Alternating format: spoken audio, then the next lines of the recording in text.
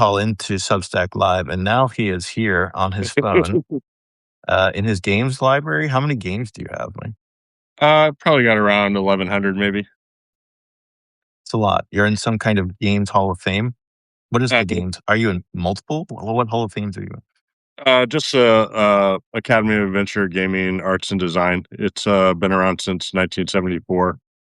I was inducted in 2017, mostly for my work in trading card games, and for some of the board game stuff I did, but it was mostly the two trading card games. Yeah, I know you worked on Magic the Gathering with me, and I know you worked on Battle Spirits. You also worked on Duel Masters. What are the two card games? You've worked on a bunch of card games. What two are the ones that you're remembered for? So my biggest design was Duel Masters, and then my second biggest is probably Battle Spirits. Mm-hmm. And then I had the 10 years working on Magic as well, where I did some stuff while I was there. Yeah, how'd you get into Wizards? Like, I met you in 2000. You had been busy before I ever got there. What brought you to Wizards in the first place? So my superhero origin story. I used to play tournament bridge. I was in a group with several other college and grad students and we would travel around to various tournaments on the West Coast mostly. I was living in Phoenix at the time. When we would play in the sessions in the morning and in the afternoon. And then at night, we were usually either staying at the same hotel or at somebody's house, and we would play games all night. Mm-hmm. And during one of the trips in early '94, one of the guys, Jeff Goldsmith, introduced me to Magic the Gathering. And he brought it out with like these deck of cards, and he's like, "Oh, there's piles. You have a pile for each color, and then you have a pile of lands. You can draw from any deck you want, and it's a multiplayer game, and you can basically attack anyone you want." And so we played, and I'm like, "Oh, this is kind of fun." Uh, so I went back home and went to the local game store and bought some cards, and I saw two people playing at a table, and I'm like, "Oh, this is a lot different than my friend Jeff showed me how to play." So I learned the actual rules of how to play. Is Jeff a game designer? So they showed me the actual rules, and I played, and I'm like, "Oh, wow, this is really fun." So I started playing that, much to the dismay of my bridge friends. I started playing Magic, and I started playing in a bunch of tournaments. This was well before the Pro Tour, but a lot of the stores had actually some big tournaments. Like I played in an Ice Age tournament in Phoenix that had over 350 people, and that was just Phoenix. So a lot of the stores were kind of doing the organized play stuff because it drove people to their stores. I was playing in mid 1995 at a tournament at Arizona State University that had probably maybe 400 people at it, and a couple of guys came up to me and started asking me questions about what I thought about the game, and I just started laying into them about like, oh, no one plays creatures; it's all about balance and Armageddon, and it's just like it's just a control game. And they're like, "Oh, well, we work for the company. Would you like to come out and interview for a job?" And I'm like, "Sure, why not?" So that was That's pretty funny. that was Joel Mick, who was a former VP, and David Lee, who was legal counsel. Uh, Dan Cervalli had actually told them to look for me. He wasn't at the event, but he had mentioned that like some of his friends from Wizards were coming into town. But he didn't really give me a heads up that they were going to be at the event. So How did you know Dan? I didn't know you knew Dan beforehand. Yeah, Dan lived in Phoenix at the time, and he used to play in all the events as well. So I'd see him all the time at like these Magic events. And I I actually won the championship in 94 and 95 in Phoenix. The stores had like qualifiers, and if you won the qualifier, you got to go into the. They had like a little championship thing at the end of the year, and there were like 8 slots. Mhm. In 95, I had won 7 of the 8 slots. So I had to beat one other person, uh, had to beat me 3 times to win. And otherwise, was basically the format. And so I beat him the first round but there was no trophy or anything. It was just some Yeah. pack. I want to A lot see of flour. videos of you playing yourself, right? You're just like forced to play yourself. You have to play both sides. You have to see it through to the end. There's no collusion back then. You can't I can't concede to myself, so I had to like play 2 different decks. Yeah, Garfield without Garfield kind of vibe. yeah, it was Um, kind of fun back then. I was probably into like a meta version long before like meta became a thing. Like I would win an event, and then the next tournament, I would design a deck that would beat the deck that I just played. And without fail, everyone else would come in playing the deck that I'd beat the previous tournament with, and I would crush them with the new deck. And like that cycle just went on and on. And it was kind of yeah. this was in the days before you could kind of net deck. There wasn't really a lot of deck technology in 94 or 95. So anyway, I went out for the interview, and uh, at the I was working at a hospital at the time, and I was kind of under a contract where if I left early, I lost a fairly big bonus. So I arranged to when I went out and interviewed, uh, it was actually one of the more intense interviews I've had. They interviewed me for 2 days, and I had like probably 12 to 15 different groups of people interview me. What do they ask you? Like, I'm curious, right? So like the R&D people all ask me about different aspects of the game. They gave me like a bunch of examples of cards and like how I would fix them, and some of those lasted like over an hour, where they would Hmm. just like grilling me with questions. Uh, they uh, I'd actually done like some uh, individual design before I actually started at Wizards. Hmm. What did you Made do? I made a my own fanboy 330 card set of Magic cards. That's pretty big. Like, you don't need to make sets that big, but it's overachieving. Did any of those cards make it into actual Magic? Yeah, the set was actually really packed with mechanics. Like the set had the original version of Slivers. Uh-huh. Uh, it had the original version of Cycling.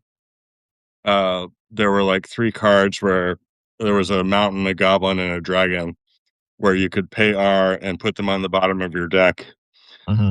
and draw a new card. And Okay. uh, when we were in Tempest, we were talking about those, and Richard was like, "Well, what happens if you just discard it instead of putting it on the bottom of your deck?" And I was like, "Well, you can't do that because of Animate Dead." And he's like, "No, no, that's not good." Everyone was like deathly afraid of Animate Dead back then. It was good, yeah.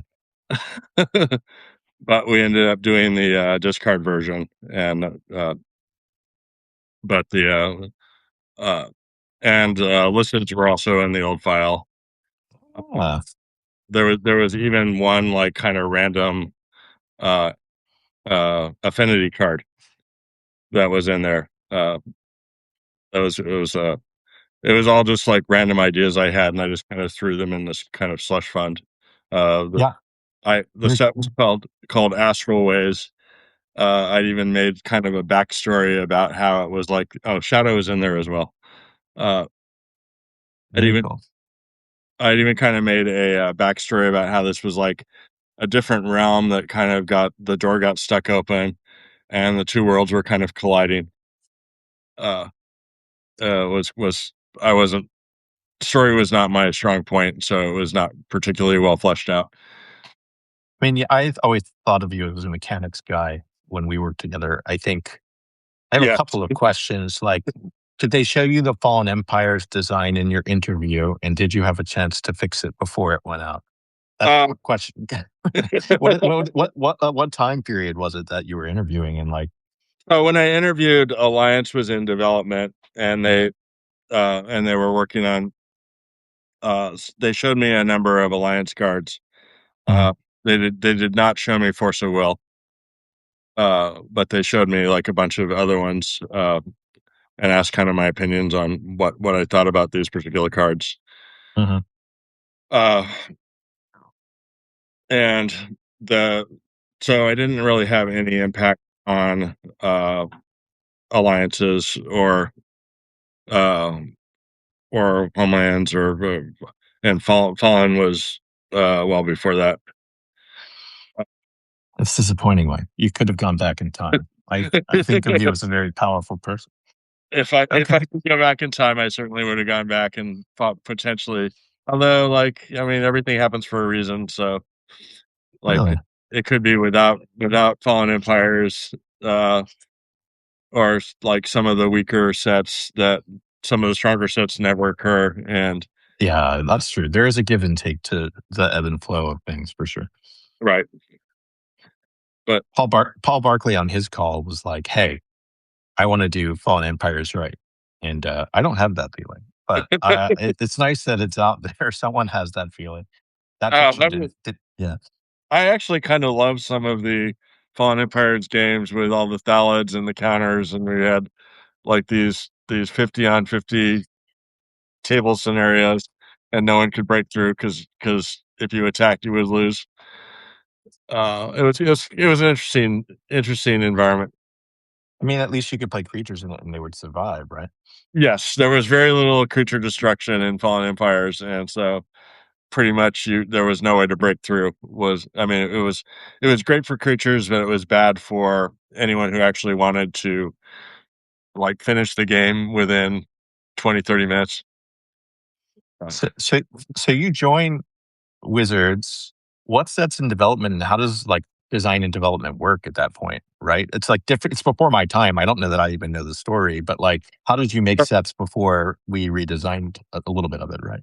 So back then, the company was kind of restructuring. When I went out to find an apartment in December, I actually came out on the day that they had laid off a third of the company. Oh yeah. And it was very awkward for me because I'm like going around and uh, Joel is kind of introducing me to a bunch of people, and he's like, "Oh, this is Mike Elliott. He's our new R&D person," and everyone's like, "They just laid off a third of the company." Like, so I was getting like the stink eye from a lot of people. They had like this big ceremony out at the company used to be in these four buildings, and in the center there was this big pool that was Hmm. called the Mana Pool, Yeah. and everyone was gathered around that, and they were talking and saying like cheerful goodbyes to everyone. Uh, and I uh, I found an apartment. I came out when I started. Everyone was living in the same apartment complex called Plumtree. Yeah, I lived there for a while. Yeah, Yeah. yeah. Uh, and so I lived there. Mark lived there. William lived there. Bill lived there. Uh, who was the other one? I don't think Henry lived there, but so Henry came shortly after me. But in the early days, it was just there were like only five people actually working on Magic. There was Bill Rose, Mark Rosewater, William Jockish, Oh, and Henry Stern, and that was probably like a 4 or 5 year stretch. But uh, or maybe like a 3 to 4 year stretch. It was until like yeah. 99, 2000. But from 96, 97, 98, it was just like the five of us. Uh, and my first set was Mirage. I was on the development team with Mark and William and Bill. Hmm. And that was kind of the first team I was thrown on. Um, so we there were Mirage was kind of a set that was designed externally by Bill and some of his friends, and they had brought it in and basically worked it up from there. It was the first my first chance to do design was kind of there, like when we were going through, we would pull some cards out, and then we would kind of create new cards to fill the hole. Yeah. Hmm.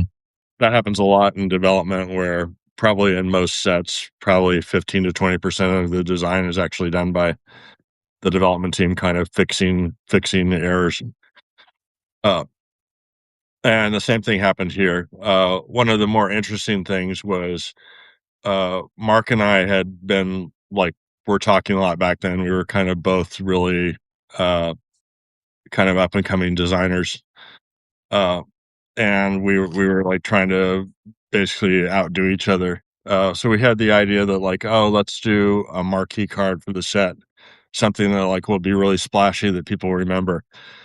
So we both came up with uh, ideas for like what the card would be. Hmm. Uh, Mark's idea was the card that eventually became Mindslaver, where Okay. That was a really cool card. Yeah. yeah, but at the time it was like the rules baggage on it was too high. And mine was basically like, well, what if you just took one card and played it, and that was the card that became Grinning Totem. Hmm. So that was kind of like one of my first published cards was the Grinning Totem card from Mirage. Uh, Pretty cool. yeah, and then I had like a few other ones where it's like, oh, here's a like uh, here's a flanking card, or just like some random other ones that were just like very simple designs. And then same thing on Vision. I was on the design team for Visions. I mean the development team for Visions. Hmm. Then on Weatherlight, an interesting thing happened. Uh, about 2/3 of the way through the team, the lead on the team decided to step down because he was like getting burned out. So I got to kind of step in as the lead on the team to finish up the design, and then did the development stuff after that.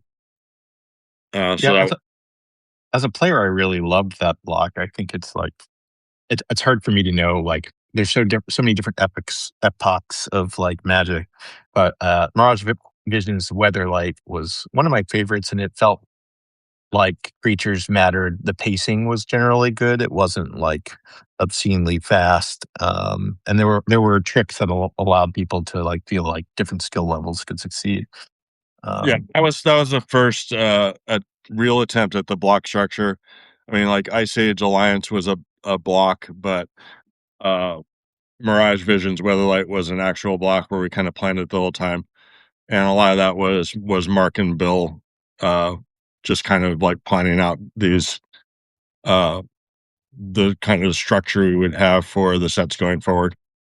Yeah, I kind of wanted to talk about design and development a little bit because when I got to video game world and I was trying to build out my team, I had Wizards as my example, and I was talking with the head of people or one of the heads of people at Zynga early on, and I was like, I need this many people, and she was like, why don't you just do all of it? And so I kind of wanted to know, like, when did design and development start, and like are there changes to that process that like you apply today, or do you still follow it pretty closely to like what Wizards did 20, 30 years ago? So it's kind of interesting, like the early days of Magic, like the design team was kind of like a rock band almost. Mhm. It it's like everyone had like kind of personalities, and everyone kind of wanted to put their imprint on the project that we were doing. Uh, there weren't a lot of people that were out of the group. Well, William didn't really like leading sets. Bill was kind of starting to transition into an Uber management role, Mhm. and Mark was kind of focusing on story and content. And like he had the Making Magic column, which was amazingly innovative for the time. Yeah, it's pretty cool. Uh, and he also did like the crazy puzzles that were in the Duelist magazine. Uh, I don't know if you Yeah. remember, but yeah. Oh, I remember all this stuff. I think it was really, Mark was an interesting one because he also was tied to OP the most. So, like, you would see Scaff and Mark and Charlie Patino a bunch, but Mark would be like the dramatist or the one creating like a sense of pacing at these events. So, like, he was really like out there doing all these like kind of Yeah. startup-y things, right? He was very scrappily like He putting was a culture definitely together, the kind of marketer. face and Yeah. market person for the group. I was kind of more of the I was fairly organized, and so I led a bunch of sets uh, because I could kind of like put pieces together uh, fairly well. You're kind of setting yourself up to talk about collation with that statement. Like, so, like, every time, like, you opened a pack of Magic, like, all of the distributions were figured out up front with Mike and the printer.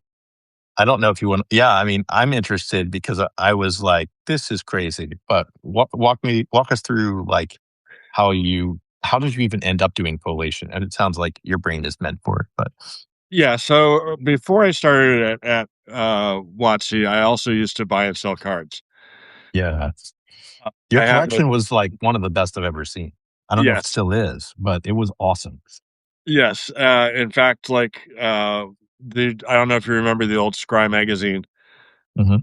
In Scry magazine number 57, they did an article on the Ultimate Collector, and I it's a picture of me with like boxes and boxes of Magic behind me. You Um, did have like an incredible setup yes, back at when. one Yeah. point I think I had almost 200 Bizarro Bagdads. Jesus. Yeah. The person who stockpiled the most, and there were people at Wizards who had stockpiled a lot, but the person that I'm aware of who stockpiled the most before the cards went the most exponentially crazy in the last 10 years was you. It was just, you kind of saw what was coming, and either that or Well, you're crazy. it Oops, actually my, wasn't intentional. It's like oh, yeah. so in '94 I made a little bit, but in '95 I made probably 60,000 selling buying and selling Magic cards Wow. That's just pretty great. on top of my regular job. And I just like I had set up a system in the with the stores in Phoenix where I would do singles for them and basically stock singles binders for them in exchange for piggybacking on their distribution orders. Uh, and that was very favorable for me in some things like when Italian Legends came out, I was able to order like 12 cases of Italian Legends. Uh, and when I got hired by Wizards, I basically mothballed everything that I had, and Yeah. and that would that basically uh,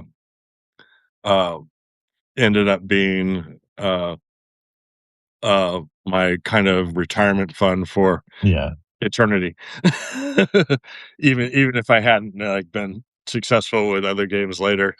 It's Uh, hard to state how impressive it is. Like, I was building my cube, right? When I was at Wizards with you, and I was like, Mike, I'm building this deck to be the only deck I ever play with again, because it's actually the correct way to play Magic. But like, and Mike was like, here, just take these. And it was like an alpha ruby that was like just sitting around spare. Like, it's hard to like emphasize just how like overflowing your cup flowed. I yes. guess like that article, it would be fun to unearth for sure. I can't believe you remember it's number 57, the catch up of Scries. Well, I have several copies in my like library. Uh, It's on brand based on what we're describing, right? yeah, and the funny thing is, like, it's actually the centerfold. So I'm a centerfold of a gaming magazine. I mean, if we need to do really obscure trivia night for gaming specifically, I'm for it. There's a question for you. Yeah, like you can put that in with that's like I've been a centerfold. I have an anime character. I have a card named You got after you, him. You got to do a card. I got there right after that stopped, and it's fine? Question mark. But you did get your what's your card, Mike Elliott? It's MSE Tome from Tempest. Yeah, yeah. Oh. It's kind of like just a variation on JMD Tome. I actually have the art about uh, uh, 15 feet away from me on the wall. That's pretty cool. All right, let's go back to collation. Like, why did this happen to you, and how did it work to a degree that is shareable? Yeah, so sorry, I got sidetracked. Oh no, it's fine. On the whole buying it. So while I was buying and selling, I realized that you could tell from one pack what the rare was going to be in the next pack. Mm-hmm. And I could even tell, like, when I opened a card, like, oh, I see this common, and I know that these other commons are in the same thing. Yeah, yeah. So, and that was like when I was doing the interviews, that was one of the things I kind of complained about, was that they needed to do kind of a better job uh, of making it so it was harder for people to figure out what was in the packs. So when I got there, of course, they assigned me to do the collation for Magic and all the other games. So I worked out basically a kind of rotating system where it would draw some cards from one sheet. I did various things like splitting several sheets, uh, and I created a system that was much. You could still sort of figure out some of the cards, but it was much harder with the methodology that I used to figure out what exactly was in the packs, and the correlation between one pack and the next pack was a lot lower. So that was kind of my contribution. I created a new collation scheme, and that was used at least until I left. I don't know if Mike Turian is still using the same methods or if he's. Yeah, I talked to him on Friday. I'm like, that's a question he's not expecting. I feel like you get the opportunity to like. I'm talking to William Jokic and I'm chatting with Henry about when he comes on. So you have like the perfect time to be like in Mario Kart throwing bananas and bombs and stuff. You're like the Donkey Kong throwing barrels. Mike Turian. I'll even mention collation and just see if he shudders. It wasn't like the most desirable job to do, but it was really important. Yeah, Uh, it also and let me yeah. kind of let me put my mark on the game a lot as well. Like Mhm. while I was doing collation on Exodus, I convinced the company to put collector numbers on the cards, so you can tell how many cards were in the set. Uh, and I also convinced them to like when I originally pitched putting rarity symbols on the cards, they told me you couldn't do it because it would show that there were different levels of the cards and it would constitute gambling. So I'm like, well, Interesting. what if we did something subtle, like the common cards had like a different interior border color than the uncommons or the rares, and they're like, oh, you could do something like that.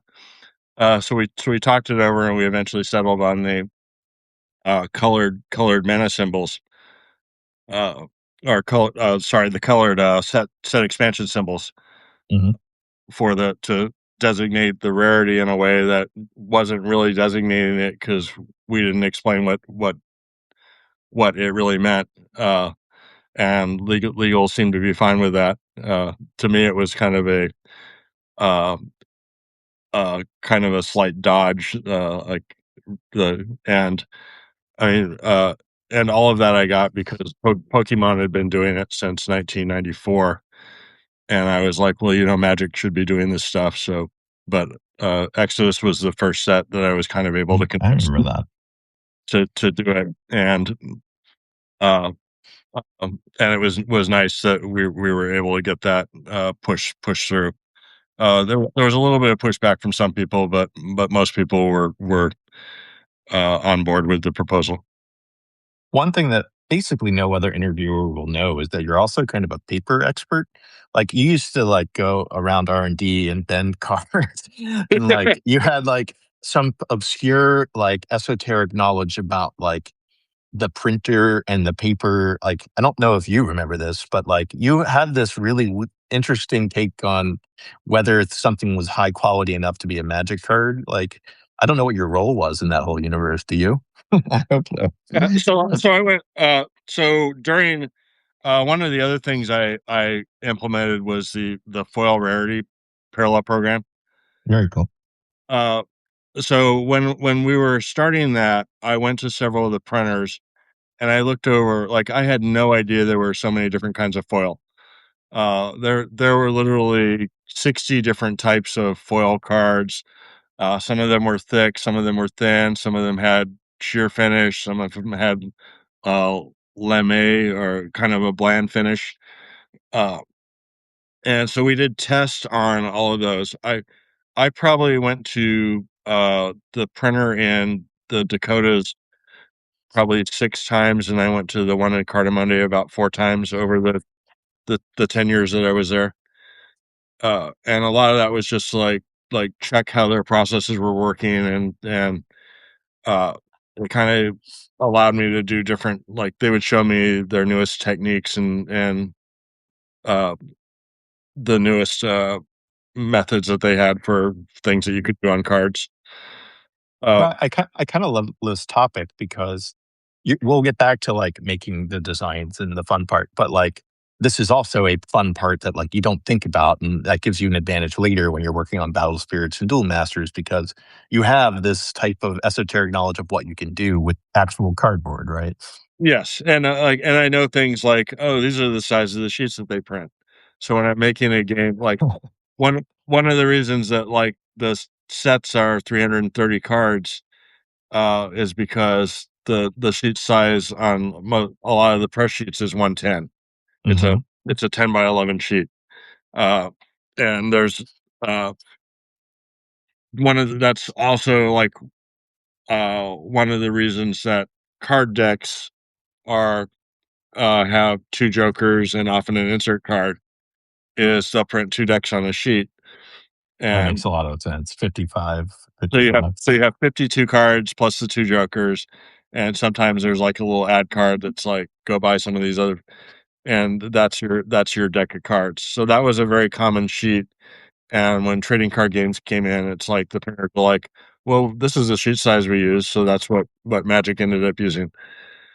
Uh, and uh, in European printing, they often use a slightly larger size. It was kind of 121 cards, and that was used for a lot of the earlier sets.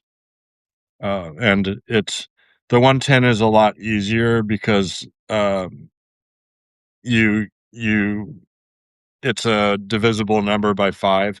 So, like, when you have 5 colors, you don't have to have, like, an odd card. Like, if you're ever wondering, like, why, like, there's 1 land, Maze of Ith in the dark, it's because, there's, like, 5 of every other color, and then, "Oh, we had 1 extra card, so we'll do a land." Uh, but that's, where some of that stuff comes from.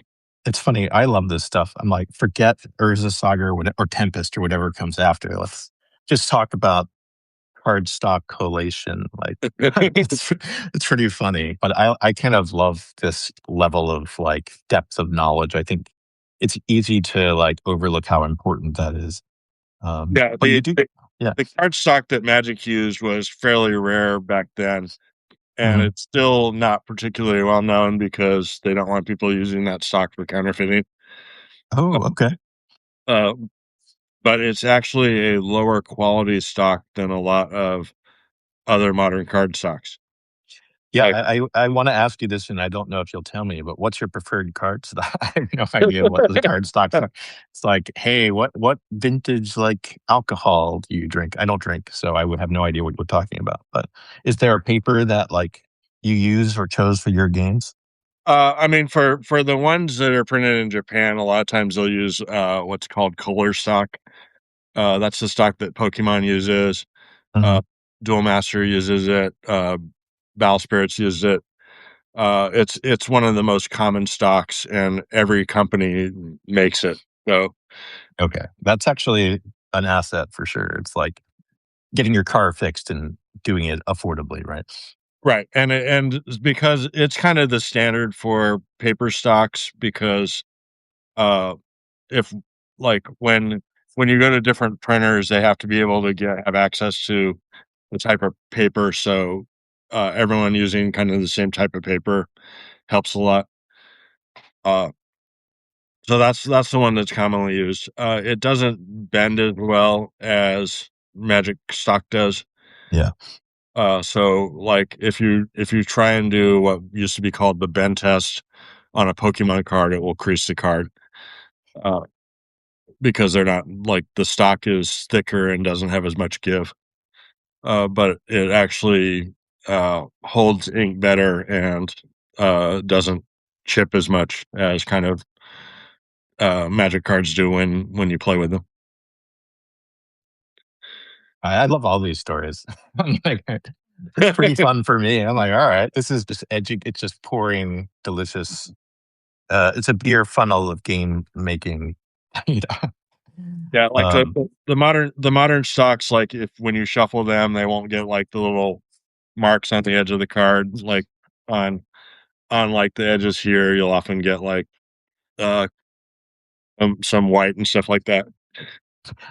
I shuffle this usually when I'm doing this podcast. This is, I think, a chem card bridge, chem bridge, and this is something that, like, it's funny. Like, even in our gaming, our tabletop gaming at Wizards, we were like, we would pay attention to like the paper quality of like what we were playing with. The like best card decks I've ever played with were at Wizards. Um, it's a weird thing that I didn't remember until now, but you should take care of your shuffle. Yes, It's an overlooked, commonly overlooked thing. and in the Well, old days, people welcome. didn't even use sleeves. I mean, I have like a lot of old beat up cards that were just played, and like at one point, I had a deck that was just Black Lotus and Wheel of Fortune, uh, which was like the signature deck before they had the 4 of any card limit. Hmm. Because you could basically beat the person before they drew a card, Hmm. like 99% of the time. Yeah, that predates me, I think. Uh, well, what happens with Tempest? Like after Mirage comes out, how does the team adjust, or how do So things change? Tempest team was very fun. It was Mark, uh, me, Charlie, and Richard. Hmm. Uh, and it was one of the first sets that Richard came back for after the original sets he did, the base set and Antiquities and Arabian Nights. Hmm. Uh, and it was a fun team. Mark was the lead. He was given a copy of the uh, file that I did from before I worked at Wizards, the Astral Ways file, and a lot of that was kind of the basis for some of the mechanics we used, Hmm. like slivers and lucids and shadow. Shadows, yeah. Right. Uh, and it was kind of and cycling, of course. Uh, so it was a very fun set to work on. We had a lot of really clever ideas, and everyone was just kind of overflowing. When there's nowadays, it must be like really tough for the designers because there's so many cards out. But back then, Uh, like, oh, I got the idea for this. Have we done that? No, we haven't. Let's do it. yeah. uh, so that was the first set I was like full design on, and then after uh, following that, I had a string where I led 4 teams in a row. Like I led Stronghold, Exodus, Urza Saga, and Urza's Legacy. Hmm. Uh, but the design mechanic class back then was really fun. I mean, we would put in a lot of hours, like because there were only 4 or 5 of us working on the sets. Yeah, that's hard. Henry came on board, I think, in the middle of '96, Hmm. uh, and then he was basically a feature on all the teams from then on as well. Uh, Probably the hardest one was uh, for me was Urza Saga. Uh, I put Urza Saga together over a long weekend with notes from uh, Mark Rosewater and Bill Rose. Mhm. Uh, because at the time, Mark was leading Unglued and was completely buried with that. Henry was doing a project called Portal Three Kingdoms. Oh yeah, Uh, so there was basically like nobody to help on Urza Saga because everyone had kind of their own projects. Um, I've been there. so that's my excuse on why there's so many broken cards in Urza Saga. Was I just didn't have like a lot of resources, and that probably led to uh, the company opening up their purse strings and hiring some more people uh, because we had Nice. so many problems with that set.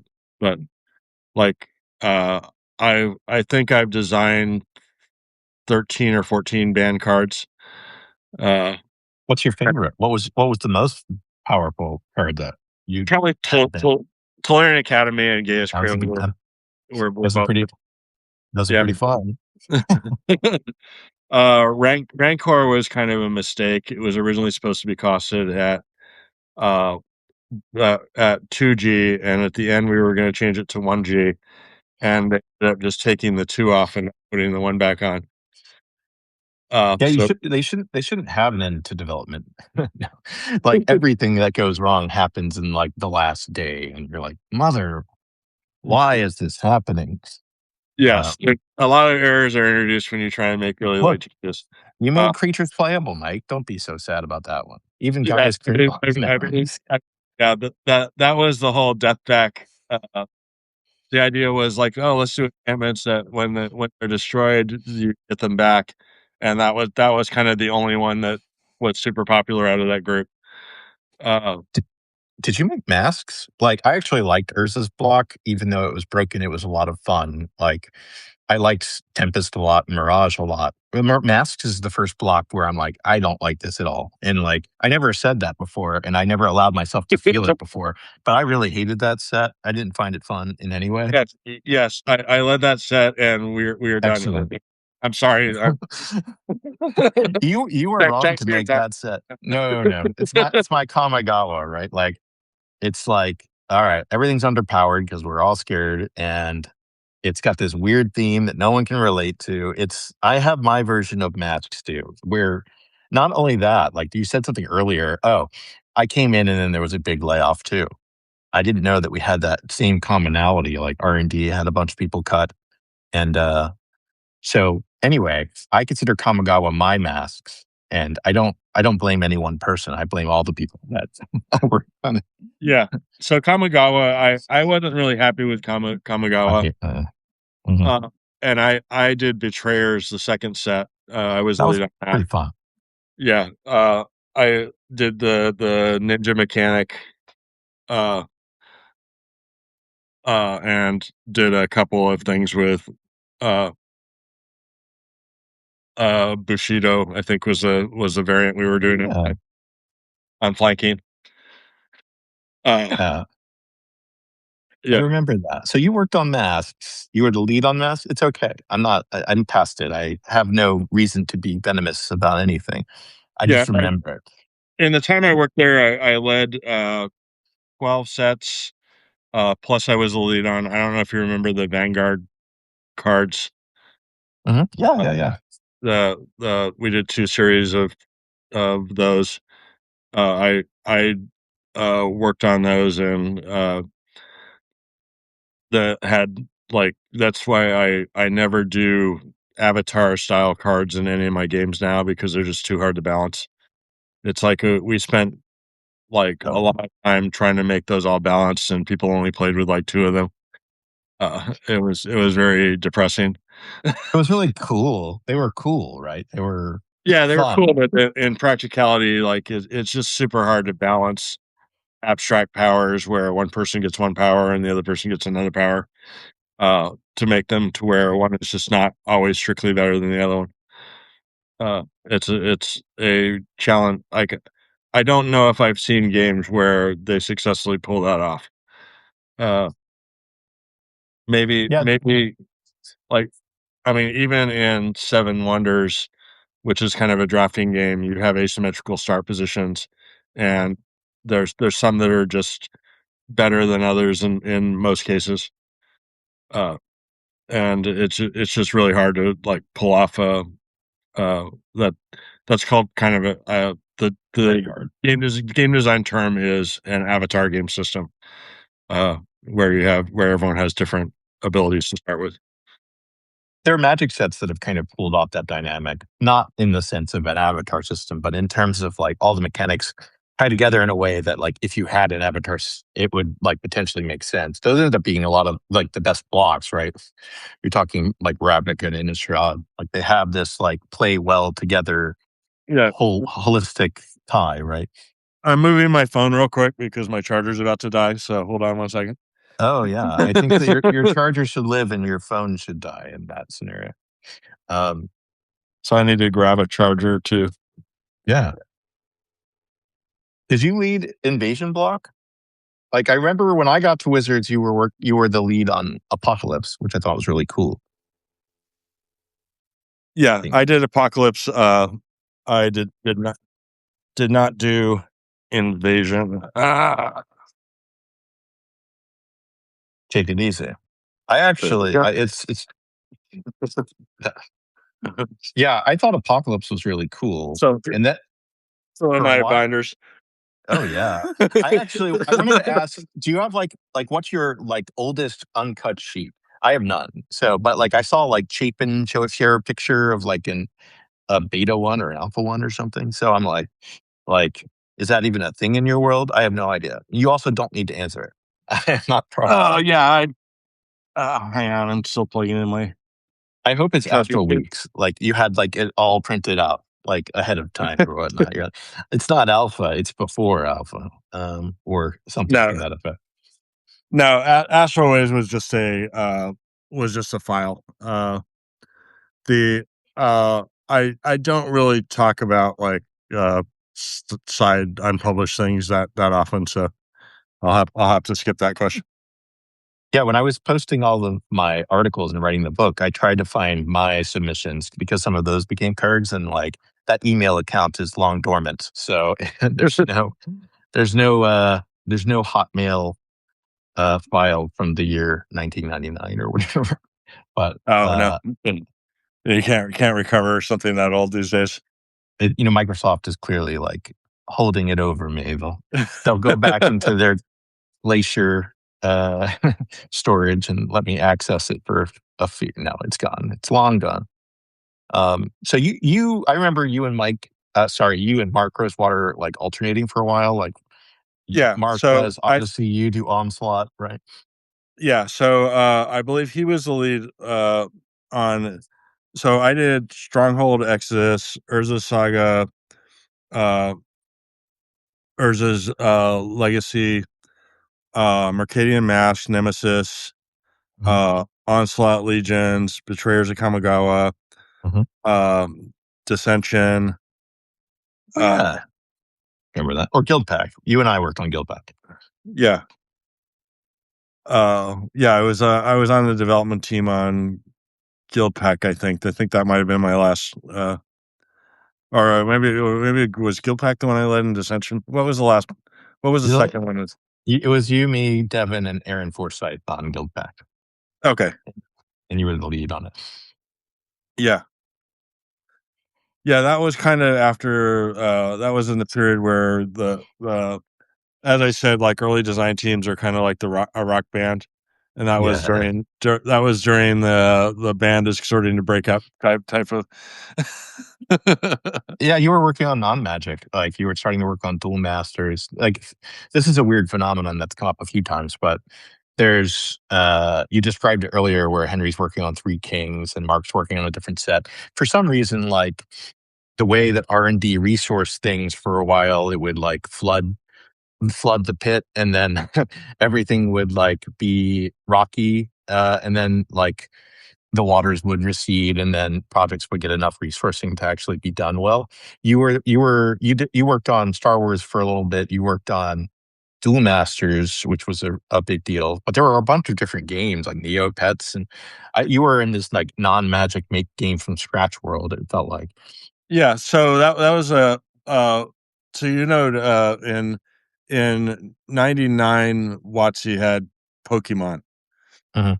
Uh and um the when the project came over, Robert Yeah. was the R&D lead. Robert Gutierrez, who we Right. said we would mention and did. So after about 4 months on the thing, Robert got really burned out and stressed because the project was really big, and the he was getting a lot of kind of administrative demands that he didn't really like doing. Mhm. So he stepped down, and Jim Lin put me in charge of Pokemon. Jim Uh, Lin works on Pokemon now, right? That's kind of I didn't even yeah, think of that, but yeah, yeah, keep things going. things go around in full circle. Mhm. So I was the Pokemon lead for a little over a year until WotC lost the license. Uh, if you played with any of the pre-con decks, a lot of those were done by me and some of the other R&D members. Put those together, and we also would pick out which cards. Like the Japanese sets weren't organized very well, and we would kind of redo them using the U.S. collation with common, uncommon, rare. They had like super commons and super rares and all these crazy uh, rarity levels, and and plus they had like a bajillion promo cards, and we would fold those all into sets. Uh, while I was working on that project, I had the idea of like, hey, like this is a super successful game. What if we created a game like this, launched it in Japan, Mhm. and then brought it back over? And so I started working on like a game. I worked on like two games that I thought had potential to be kind of good games in Japan. The most successful one was the one that became Duel Masters. Mhm. The other one was a game that I called Frankenstein with kind of pieces of cards, and that one actually got published later as Hecatomb. Hackathon, yeah. It was neat. Really neat. Yeah. Uh, but so I pitched the concept to Jim Lin, David Hoppy, and a couple other people, and they're like, "Yeah, no, like that we're not interested." And then six about 6 months later, Jim Lin comes up to me and says, like, "Okay, we're interested in doing this." And I'm like, "Great! I have this game all ready to go." Um, and so that eventually became Duel Masters, and that's probably my most successful game. It's the number 4 best-selling trading card game of all time, behind Magic, Yu-Gi-Oh, and Pokemon. But there's a big drop off between number 3 and number 4. It was interesting because I remember, like, I sat next to Andrew Finch at the time, and, like, there was this hubbub about trying to create a TV show and make a much bigger bet than, like, Wizards would normally do under Hasbro's umbrella. I don't did they ever do that TV show? They might have. Like, I Yes, vaguely remember this. Yeah, what yeah, happened? there have been multiple seasons of the Duel Masters show in Japan. Uh, Probably, I mean the game's done over 2 billion now. Uh, Holy cow. Wow, I did not know this. yeah, and there've probably been hundreds of episodes of the TV show. I mean, the one I did later, Battle Spirits, there's like well over 200, 300 episodes of that, and I'm sure Duel Masters had more seasons than Battle Spirits did. Yeah, I'm kind of curious to I know a lot about Duel Masters. Duel Masters was actually a really fun game that had solved a lot of the problems that Magic had, where there was no mana Yeah, trouble that and was whatnot. that came from a when before I worked at WotC, we used to play games with booster drafts, Mhm, and the boosters didn't have any land. So basically, we played where you could play any card as a land of that color, and then we would basically take 3 booster packs, shuffle them together, and then play that against each other as um, and that's where I got the resource system for Duel Masters, was mhm. from doing that before I actually started working at WotC. Uh, and the other element where uh, uh, was I didn't like the fact that in Magic you had all these timing steps. So I basically eliminated the ability to do stuff on your opponent's turn, for so that you didn't have the, like, do you want to counterspell this? No. Do you want to tap? Just all these permission windows. I'm like, yeah, that's just slowing the game down. The other thing I didn't like is I had worked a lot on Pokemon. I didn't like the fact that in Pokemon, when you destroyed your opponent's Pokemon, you got a prize card. Mhm. So I'm like, well, what happens? What if you flip that around, and instead of when you destroy something, like you get richer? What if you use it as a catch-up feature? And that's where I came up with kind of the shield system. Was like, I think so the shield system works as a catch-up feature, Mhm. and uh, prevents the opponents from, or because Pokemon is basically the rich get richer. Like, I destroy one of your Pokemon, now I have a Pokemon on the table, and I get an extra card, and Yeah. you're just in this spiral death mode where you're just eventually going to die. Um, and so those were like kind of the major innovations in Duel Masters, and I was pretty proud of how the game came together. Yeah, I thought it was actually good. And I am critical of game Yeah, design, but I thought it yeah. was good. I designed five of the first six sets, as well, and in addition to doing the original game design, I also did the set design for a lot of the early sets. And I had a few broken cards in that one too, but live and learn. Is that a good thing or a bad thing? Yeah, I mean, if you don't have the swingy thing, sometimes your game's too boring. So If nothing's exciting, nothing's exciting. Yeah. yeah, yep. Um, how'd you get into Thunderstone? I was curious about that because I actually played it at some point. I was a big Dominion fan. Everyone was, I think, back in that day. Yes. How did that game do? I don't know. I played it and it was fun. Yeah, it's still being published today. I mean, the yeah, I mean, it came out in about maybe 9-10 months after Dominion. Hmm. It was the third deck builder out. I saw Dominion at Essen, and I was playing it, and I'm like, this is basically a trading card game in a box. I make trading card games, like, I could do this. So I went home and I made 4 different versions of deck builders that were kind of more complex. I always viewed like Dominion as kind of like what game industry people call a tech demo, Hmm. where it's like here's a game, and here's like how the game would play, and then later we're gonna add in like some flavor and some other stuff, and they just never got to the let's add in some flavor. Like, they have, like, the cards are named like with these medieval settings, but Yeah. no one cares about that. They just look at it like, this is a draw 3 cards kinda. Mechanics. Yeah. Yeah. I thought Ascension was like, interestingly, like I found playing on iPad like the preferred way to play for me. Like playing Ascension, it was one of the hundreds of games I've had to delete because it was so sticky and good. So that engine is very strong. Um, That I was guess that was that's one of my that was one of my first interactions with Brian Kibler, was, when they were pitching Ascension at Gamma. He, like, showed me the game, and he's like, "Oh," and, like, and so, like, I got, like, one of the really good cards apparently, and I just, like, absolutely crushed him. And I'm like, "Oh, this is super." He's like he's you should like, try "Yeah, balancing this. Yeah. that usually doesn't happen." But Well, but how'd you get into Battle Spirits? I'm like, I don't know much about Battle Spirits. It sounds like it's a whole different world than like what most of us know, right? yeah, so Battle Spirits is one of the top 10 best-selling trading card games of all time as well. Mhm. It never did well in the US, but in Japan, it's also done well over $1 billion. When I left Nice. WotC, at the end of, uh, 2000, and gosh, how long? 2005. Mhm. It's hard to believe I've been a freelancer for over 20 years now. That's pretty Uh, wild.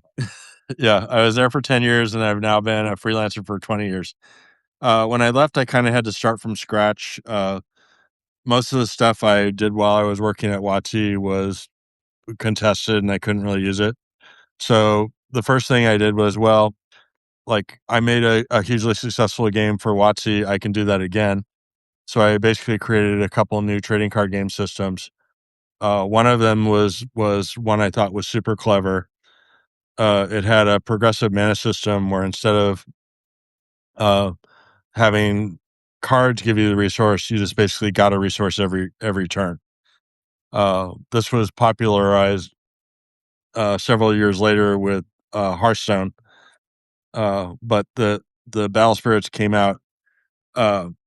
So I made the game. I went to a convention called Gamma, Mhm. which is kind of a convention for publishers and game designers.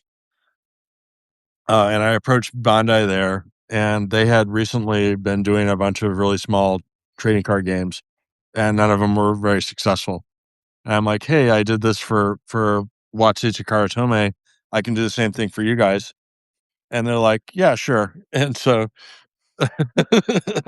so I went out, I pitched them the game, they loved it, and they're like, great, we'll publish this in uh, this was in mid 2006. They're like, Mhm. we'll publish this at the end of 2008. And I'm like, oh, great. What am I going to do for 2 years? That's pretty funny. So, so when I left, um, at my final position at WotC had been Richard's old position. After the buyout and he left, I became the senior game designer for new games, which is Mhm. why I did all the new ones like Neopets, Hecatomb, Shaolin Showdown, the Star Wars game. Oh, Uh, yeah. so I was kind of like the backup quarterback for WotC. When I left, uh, right after I had pitched the game to Bandai and they agreed to do it, uh, Jordan Weissman left WizKids. Mhm. And so like they had an opening and they're like, hey, like would you be interested? So I interviewed with WizKids and I basically worked at WizKids for a year and a half until they closed shop. And at the time they closed shop was just when Battle Spirits was coming out. And Oh, perfect timing. yeah, so it's perfect timing. And while I was with kids, I did a number of miniatures games. Like I did HeroClix Alpha, I Mhm. did MechWarrior Solaris 7, I did Star Trek Fleet Captains, I did Halo Action Clicks. So I got kind of to do a bunch of minis games, which was kind of fun for me because I'd never done miniatures design, and it was kind of a new area of design that I could kind of think about, and that was fun. One I was probably the Star Wars Pocket Models was very good, and it had all the ships that Ethan Pasternak had created.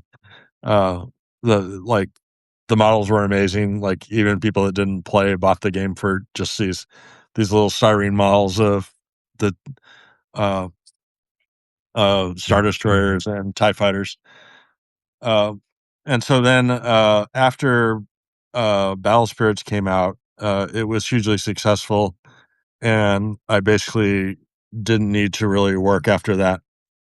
Uh, it paid for this house and a lot of other stuff. I also the other fun thing about Battle Spirits was I got my own anime character. Oh, Uh, really? yeah. What is this? So you've never seen my anime character? I don't know. I am getting old, Mike. I might have. It's been a long time. Uh, but what is it called? It's so in my anime character is called Mike Elliott. Oh, that is catchy. The original Battle Spirits anime was about these high school kids that played this game, Battle Spirits. Mhm. Battle Spirits was put out by this company, and their goal was they were trying to take over the world by brainwashing people through the trading card game. And I was the number 2 person at the company, and I was Mhm. the only one at the company that didn't realize that the company was actually evil. Oh, no. So in one of the episodes, I'm introduced to one of the kids, uh, and I hand the kid a business card which says Mike Elliott, game designer, on it in English in the anime. My character looks kind of like a cross between Geordie LaForge and Elvis. So it's like I have a visor and I have a cape. Not bad. And Those I wear things, like kind of like a white jumpsuit with a cape, with a like this thing that looks like a holographic visor. But in the show, I'm the character. Uh, I actually play in some of the tournaments with the kids, and I give the kids cards occasionally. It's like, oh, here, this will help you win, and it's kind of them promoting particular cards for the game. do you just like dress up like that every Halloween and like hope that anyone knows what this? It sounds awesome. No, I but hope so. when people are looking like for what to cosplay for the next anime convention, I always suggest that, and no one ever takes me up on it. But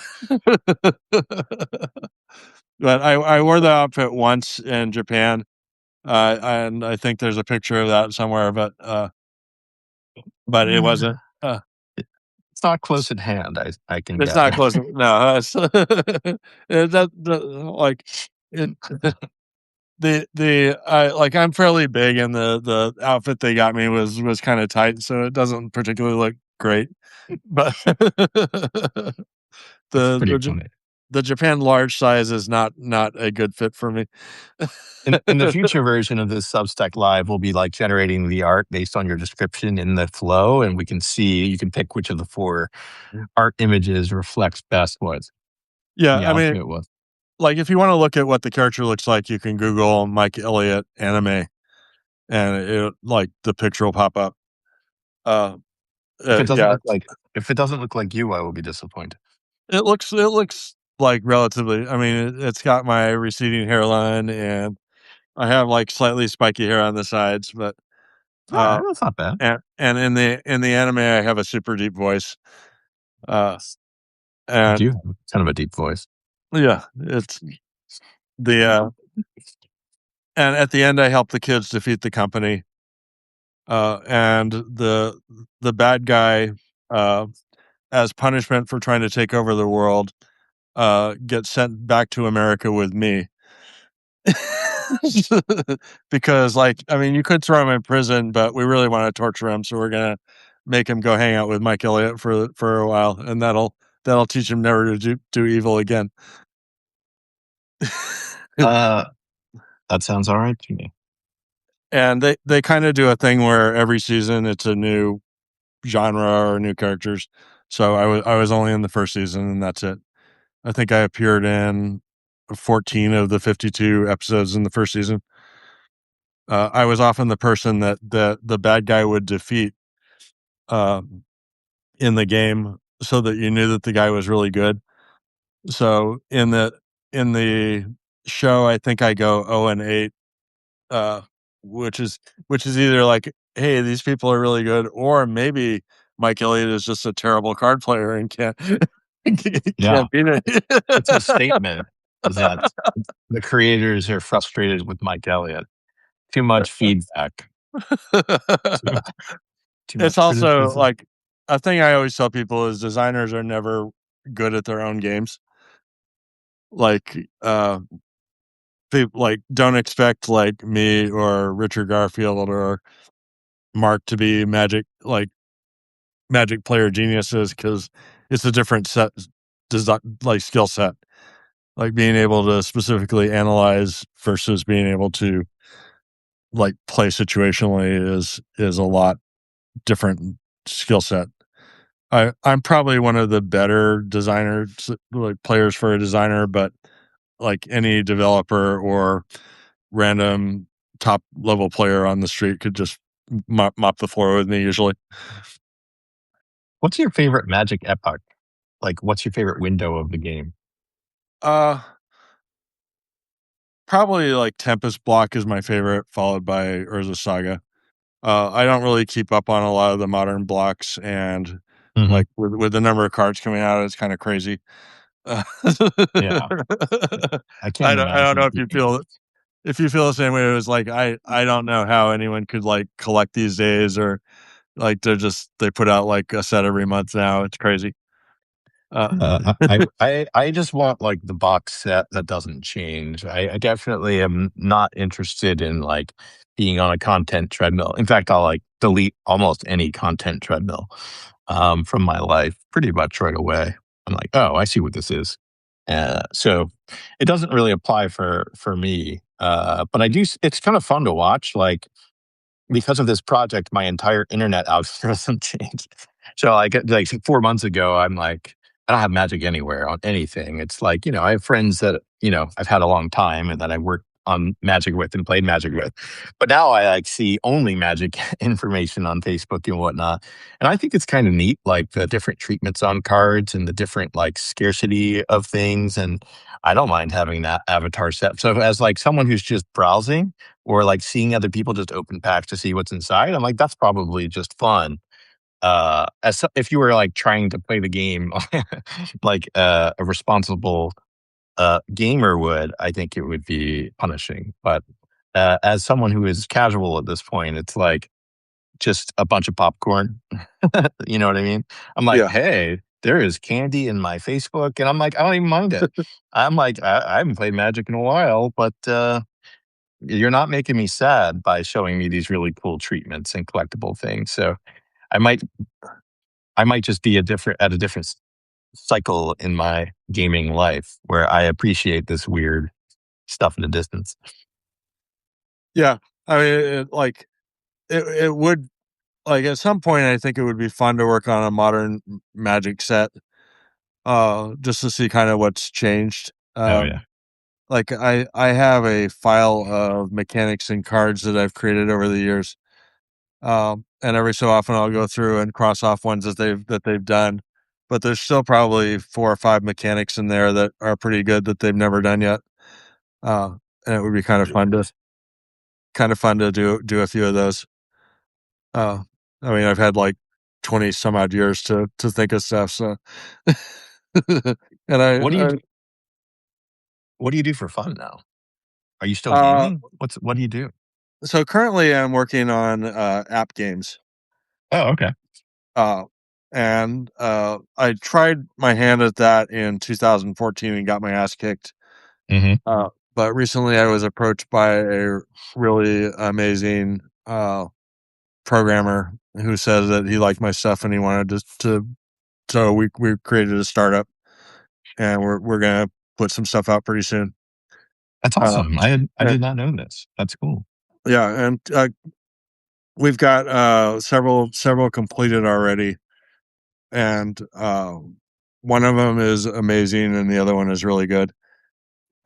So I So it's an app game. I have no idea what that like it's a mobile game or Yeah, it's a mobile game. yeah. It's like it's basically something you could play on either your computer or your phone. Well, Hmm. we sized everything to work on mobile phones, figuring that was the most common play method. But you can play it like I play it on my laptop all the time too. Uh, Okay.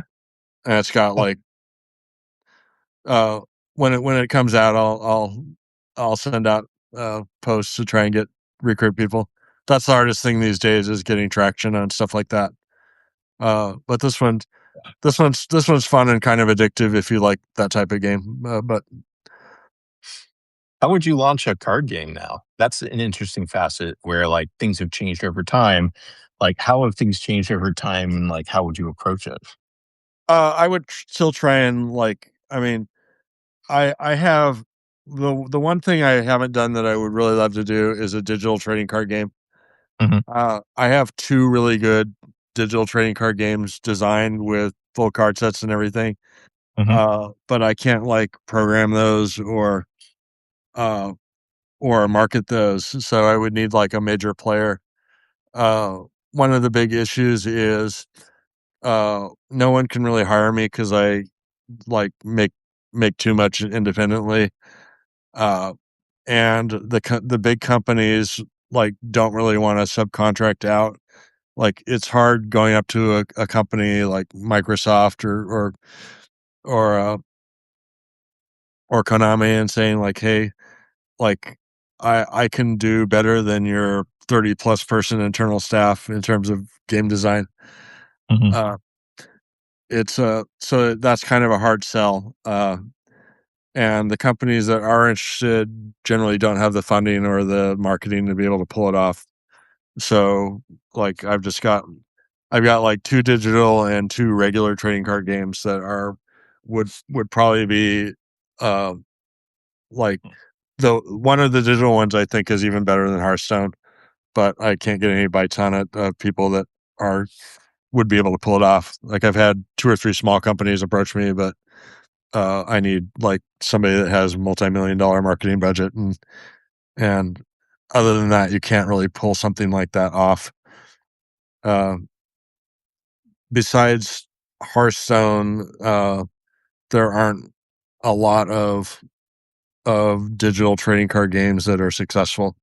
Uh, with Magic being the of course the exception there as well. Yeah, digital is just a weird gaming landscape. Period. It's really hard to compete with free. It's really hard to compete with incumbents who built businesses, like they've essentially built arcades into their business to give themselves an advantage to compete on the marketing aspects, which are all like monetary in like how you acquire users. So it's a really like odd time in terms of trying to build an audience. Yeah, Yeah, that's it's changed a lot. I think card stores is different than digital. That's kind of why like I poke on the card side, because I feel like I understand the digital side pretty well, but I don't entirely understand like you have so many different card games now that are kind of out there and have a presence in stores. I don't know if the TV thing is the same as it was, 10, 15 years ago. So it's, yeah. I mean, you don't yeah, necessarily like like TV is even worse now because it's so fractionated. yeah, yeah, yes. Like a lot of people don't have cable anymore or watch regular channels, and if you're on a streaming service, you're limited by the number of subscribers. So it's even harder. Like, but you can't launch a game these days without getting enough traction. Mhm. You need the marketing to work, and then you need the game to be a great game. And it's hard to pull off both of those. Uh, Well, if yeah, you a lot have, of them are IP based, right? Even yeah, like, if you have right. like, if I was launching one now, I would try and do it with an existing IP. Uh, and even like then, almost all of the major IPs have already been done. So, I like, mean, Magic is intentional using the IPs ahead of like other people using them. correct. Like they've in the last 2 years, they've scooped up like dozens of IPs for their various universe beyond stuff. Yeah, it's an interesting question. I haven't thought about it too much. It hasn't been my world, but Yeah, but go if you're gonna do one from scratch, you pretty much need to launch it in a smaller market like Japan, because you just in the U.S. you just won't get the enough eyes. I mean, every time they like, I've had 2 games that have done billions in Japan, and when they brought them to the U.S., like they barely made a scratch. Mhm. Like Duel Masters, when it came to the U.S., failed first time, failed the second time. Same thing with Battle Spirits. Like they brought it over once with no marketing and it failed miserably. And they Mhm. brought it over a second time with more marketing and it did better, but still didn't get to the point where it was um, able to get enough traction. What's the favorite card you made? You from your first decade of working on Magic? Uh, I mean, obviously, the probably the most powerful one was Solarian Academy. Mhm. Uh, One of the ones that had one like I don't know if you remember Tradewind Rider. I do. Yeah, that was a good one. Yeah, that was one of the ones I liked. Living Death was another one I like. Mhm. Uh, Mox Diamond. Uh, Yeah, that was a good card. yeah, that was kind of the first imprint card. Uh, Uh-huh. without using the word imprint on it is uh, Yeah, uh, that makes sense. Reflecting Pool is another one I liked a lot. Do you Uh, and I If you and I did a free throw contest, who would win? Oh my God, back to basketball. You were obsessed with basketball. I didn't even talk about it yet. We don't even Yes. have to. So, But honest question: do you think I have a basketball hoop? So I'll save you the answer. all right. So you would I'm probably. feeling pretty good. I'm feeling pretty good. Yeah. So I grew up in the 70s, like, and there wasn't like internet or even video games. So I would spend like an hour on my patio just dribbling the ball. The Larry And Bird of Phoenix. Is that where you were? I don't know. yeah, and like that was the only sport that we actually had in Phoenix. We didn't have a football team. We didn't have a baseball team. We only had the Yeah. Phoenix Suns. And I was like a huge Suns fan and I played basketball. I didn't have a really good leap and I still don't. But I would shoot when I was like 13, 14, 15. I would go down to the playground area and I would shoot baskets for like an hour and I would like sit and see how many free throws I could make in a row. My record was 19 in a row. Uh, Pretty good. and so like in the day, like it's not like but like these are like 50 years ago now, so it's like my skill set has deteriorated, and if you have a hoop, you would clearly beat me.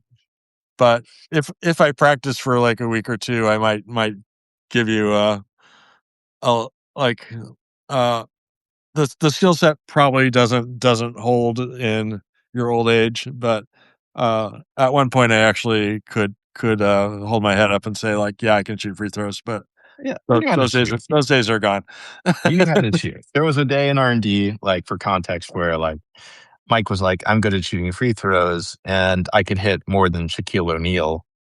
And then someone was like, "Let's go. Let's prove it. Let's see who can do better at it." And it was like on my side, I didn't know Mike played basketball at all, and like the other guy, like I definitely didn't think played basketball at all. So it was like just like out of left field. Let's start competing by speaking in a foreign language and like just making it as hard as possible. But it was like definitely one of the most funny memories of Yeah, like and the working at funny this. thing was that like the other person didn't think I could beat Shaquille O'Neal, who at the time was shooting 53%, which was like a little over 5 out of 10. Yeah. So when I shot, I think I ended up with 4 out of 10, and Jim ended up with 6 or 7 out of 10. So he beat Shaquille O'Neal by while arguing that no that a random person couldn't beat Shaquille O'Neal. So I You lost the know, contact, but I think I proved my point that like Shaquille was actually not a great free throw taker at the time. so I'm going to pose a theoretical question for you. There's a tree. There's two trees. And you and Mons Johnson have only magic cards to chop down the trees.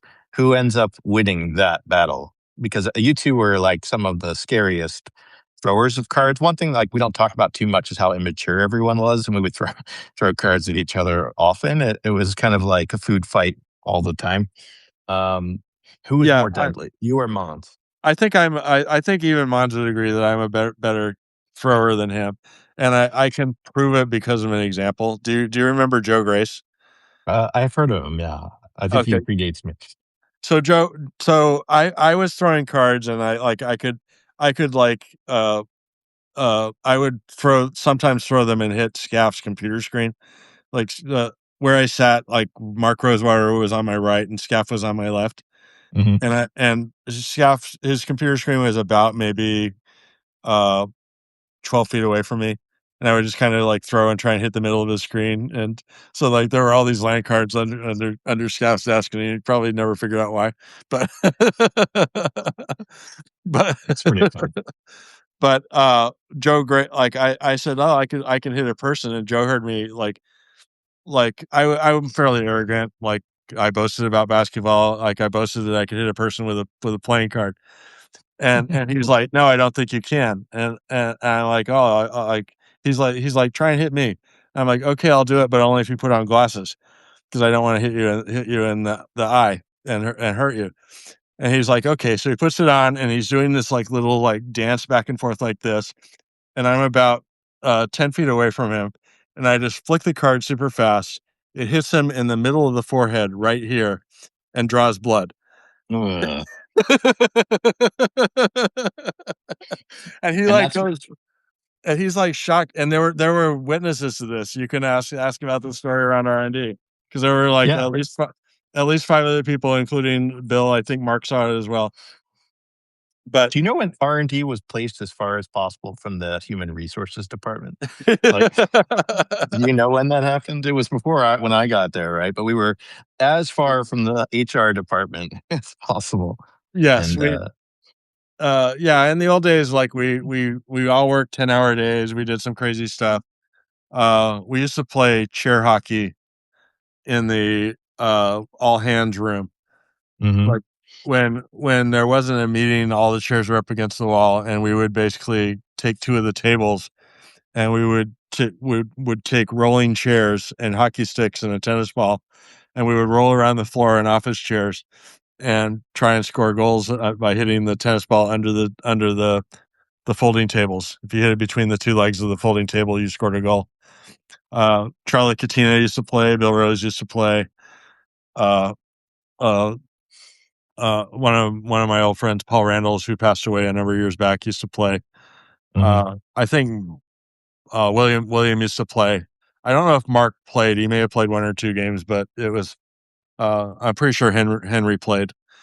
Well, we would get like these 4-on-4 or 5-on-5 games, and we probably broke maybe 30 to 40 office chairs. Yeah, it's funny. I was like, hey, I'm going to bring some people from Wizards on, but they have like, you know, things that they can talk about or not. I don't know what they are, and I'm not looking to hurt anyone anyway. But everything that you said there was, I think, on the list of things that they're not allowed to say. So keep going.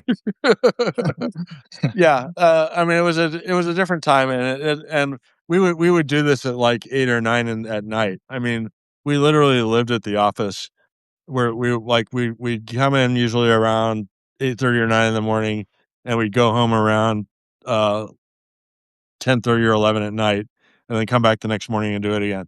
And this was including Saturdays and Sundays.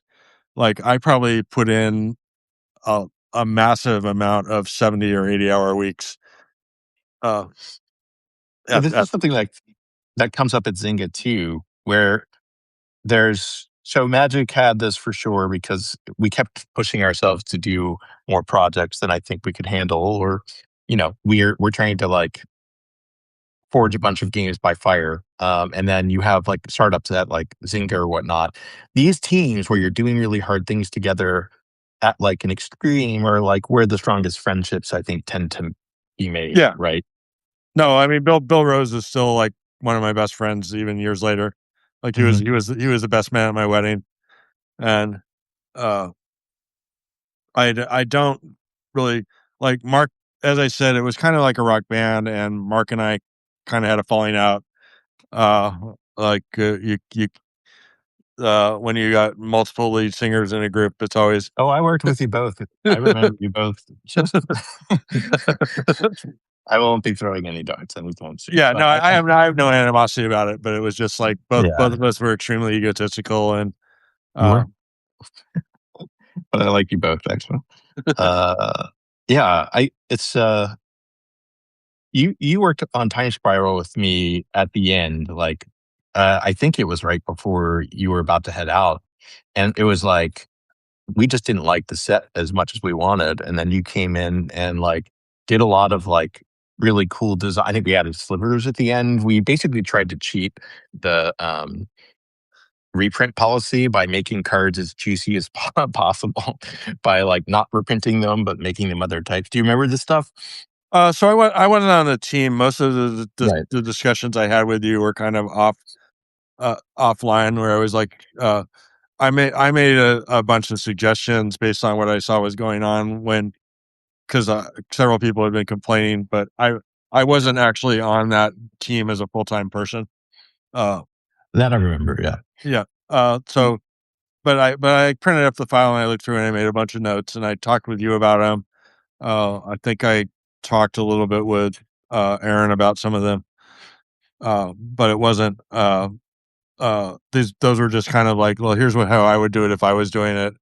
No, I think we ended up like taking like 20 cards and like putting them in at like in like December before like a February handoff. Like I remember it being pretty substantial in terms of like the creative impact on trying to make this is something we didn't talk about, but when like the design isn't coming in like as strong as you need it, like what do you do? And so this was a case where we were just like trying to juice it as much as possible to make it as exciting as possible, given that like there was just too much going on, right? Yeah, that's happened. Like that had happened a lot with previous sets as well. Like I don't know if you remember Torment. I So remember it well. Yeah. so Torment, the original design team, had so many problems that Bill basically dissolved the team Yeah. and took over the set himself. And like he was like struggling on what to uh uh do with the set. And I had a cool uh mechanic where when you just discard stuff you can pay the cost and play it.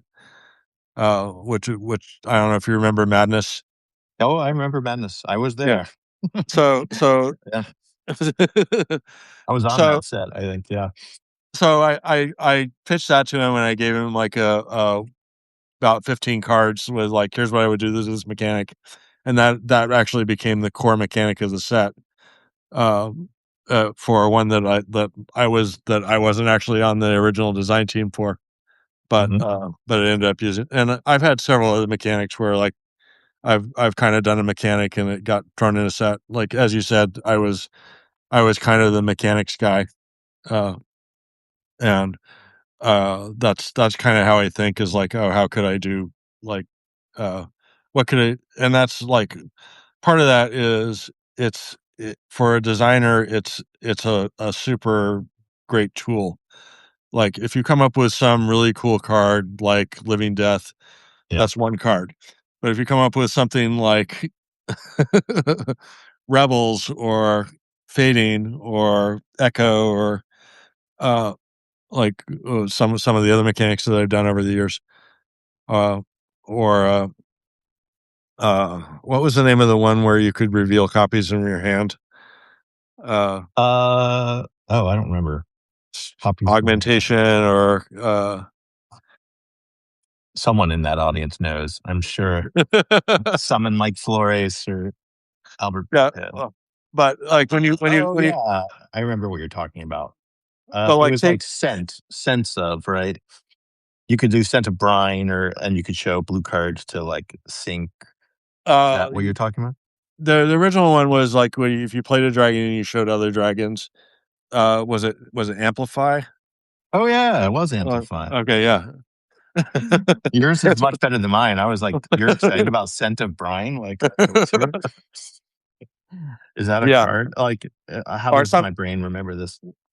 or sometimes it's Uh, just like, oh, I can twist like an old mechanic that I didn't really like flanking, was twisted to become Bushido. Uh, Reveal any number of blue cards in your hand, counter target spell, unless controller pays 1 for each card revealed in this way. Good job, brain. Like, I don't know where that came from. That's from an Urza's set that you worked on. So.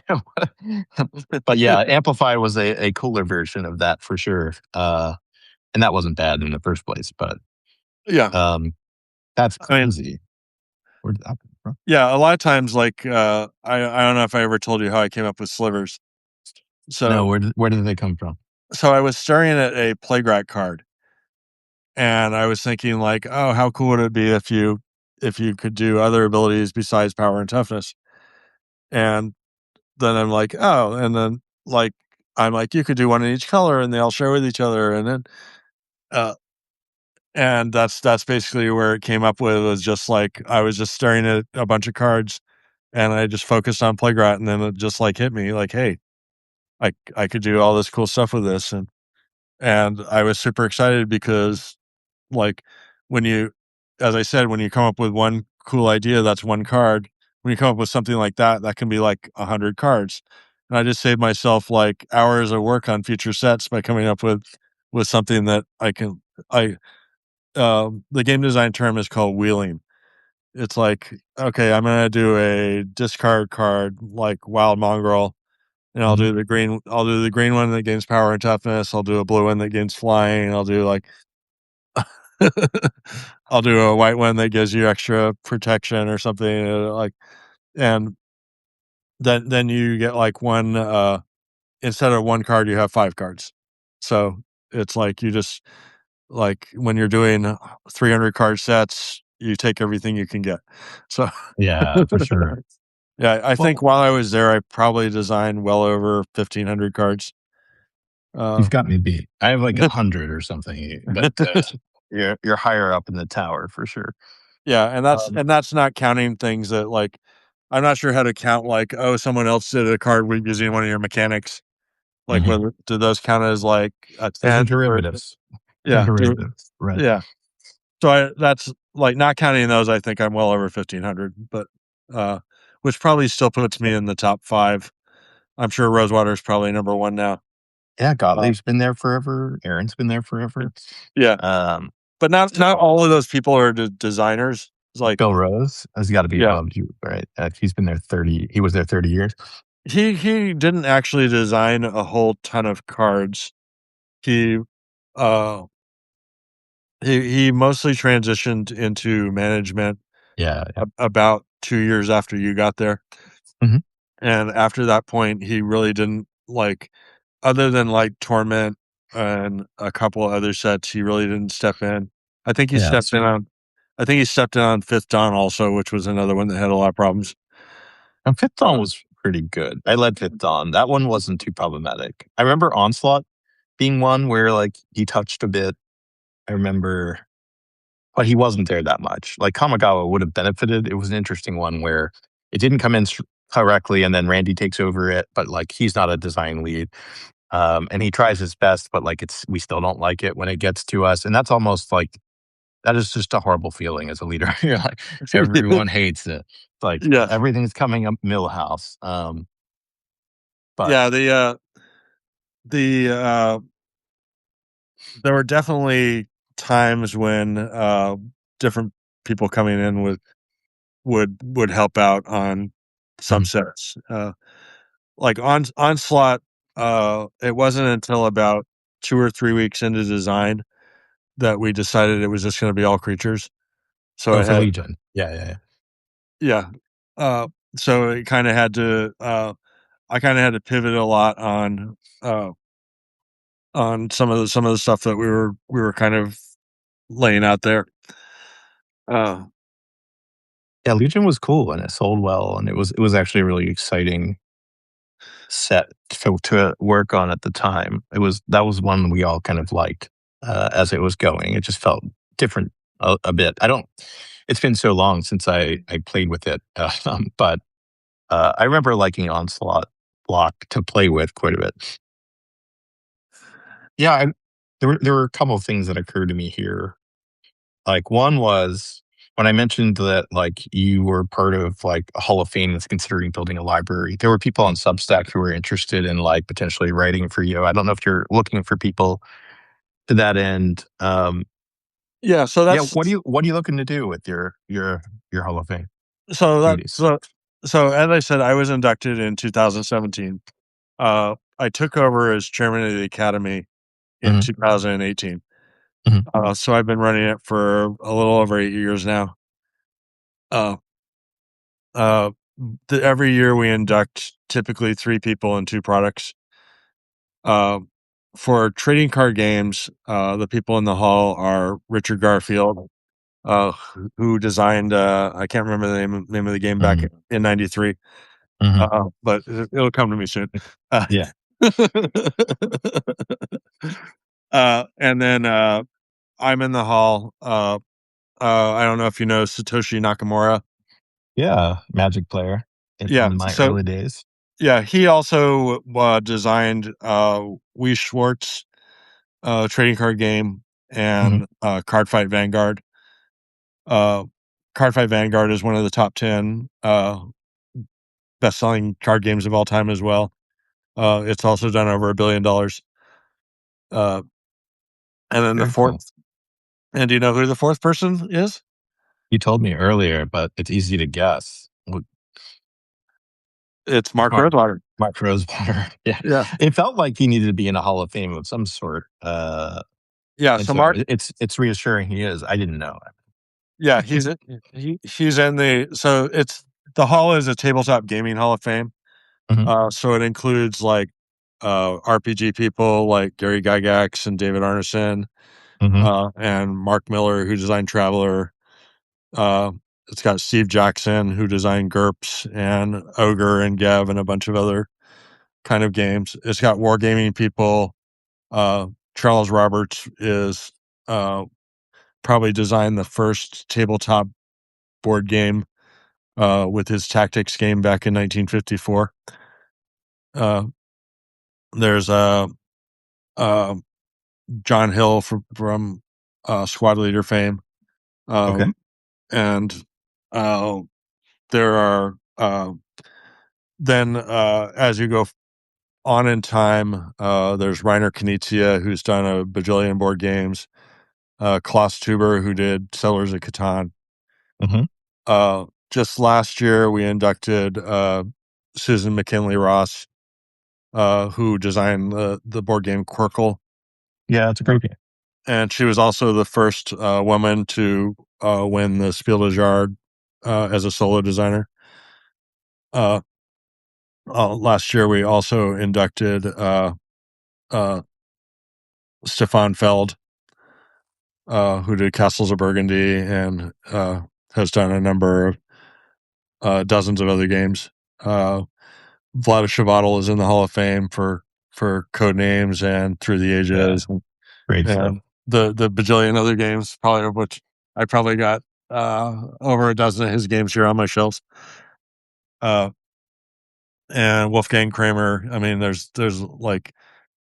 over 80 people in the hall. Like if you Google AAGAD Hall of Fame, it's on the Origins Game Fair site as one of the subpages.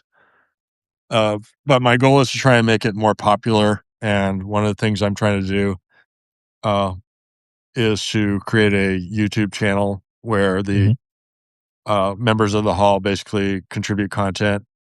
I've got a number of people interested in working on that.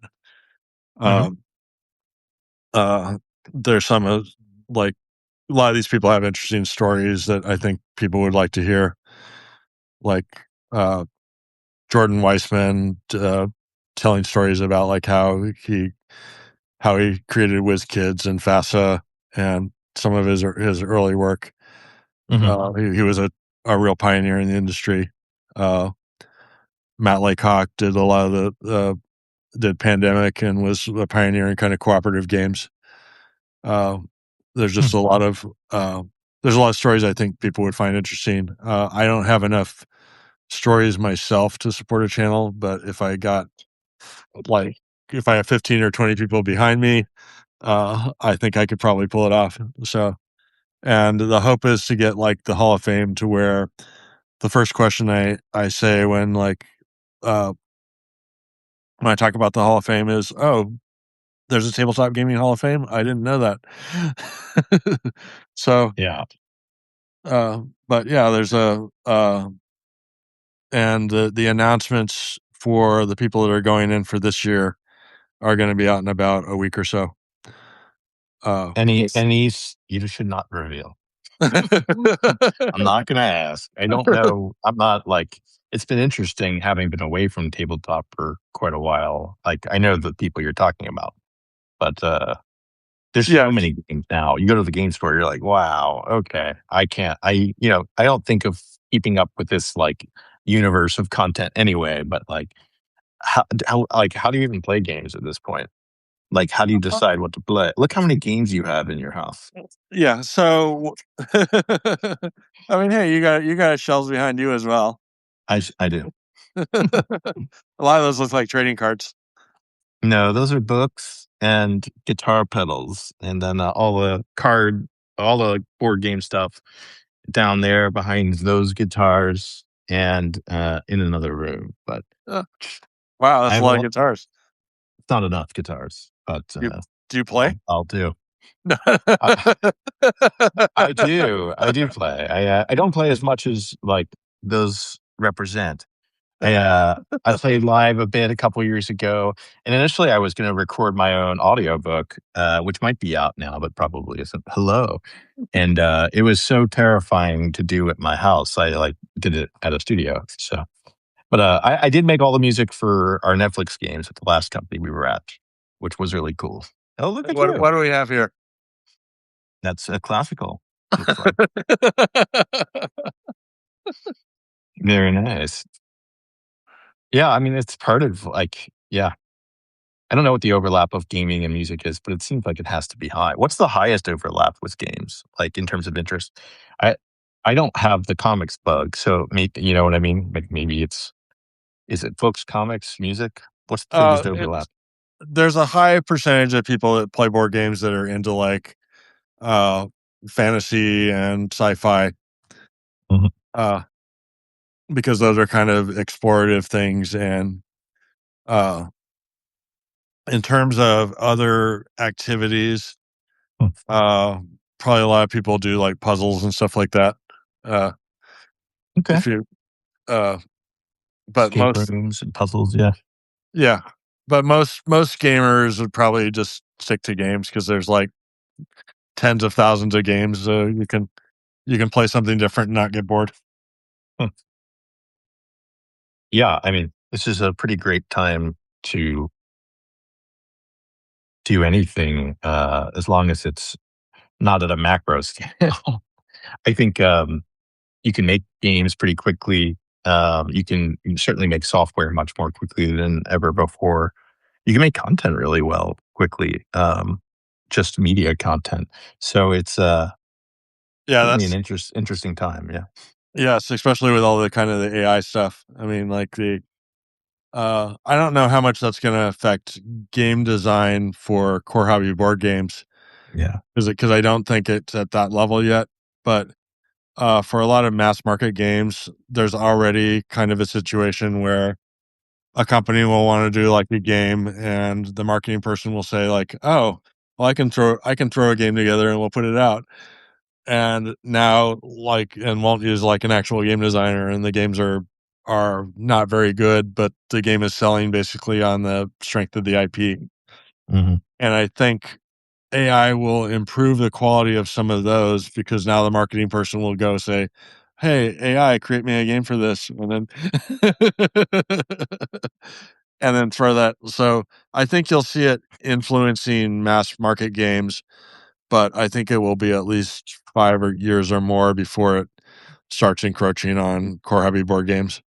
Because the AIs just aren't sophisticated enough to. I mean, it's not going to be able to figure out broken cards or casting costs or things like that on a lot of these things without just completely ripping something off. Mm-hmm. Like, that makes so I'm not worried about it taking my job, but it was certainly is a bigger problem for like artists and those types of creators where a company looking at its bottom line will say like, "Hey, I can create this art for free, or I can pay somebody $150, $200 a card to do it for me." Yeah, it's going to be a really interesting world on that front because the customers sometimes rebel against it.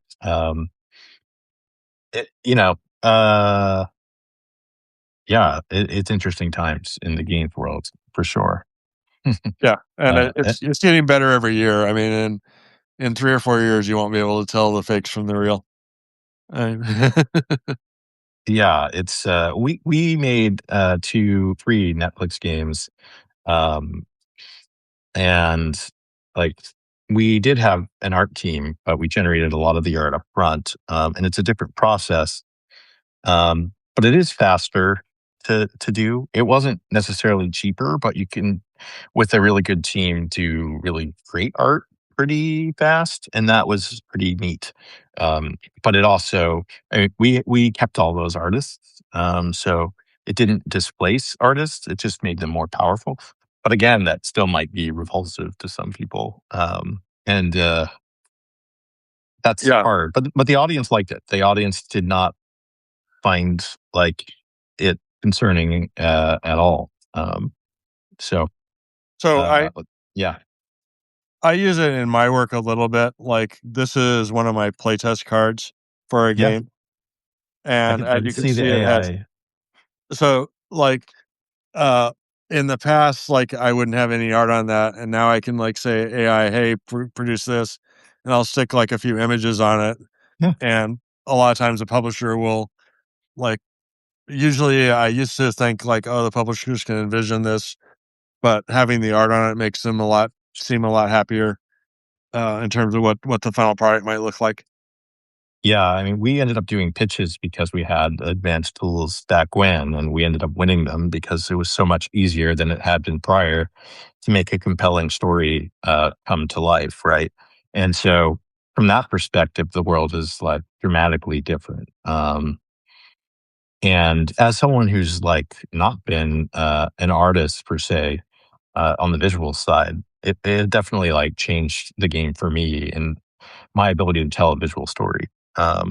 And so it's like a double-edged sword. I think for some people who couldn't do things before can now like do things that are quite incredible, and other people that we've grown to love over time like are impacted by the lower demand for some of these things. So it's Right. kind of tough. I mean, it's a really weird phenomenon that I don't know that we lived through exactly yet.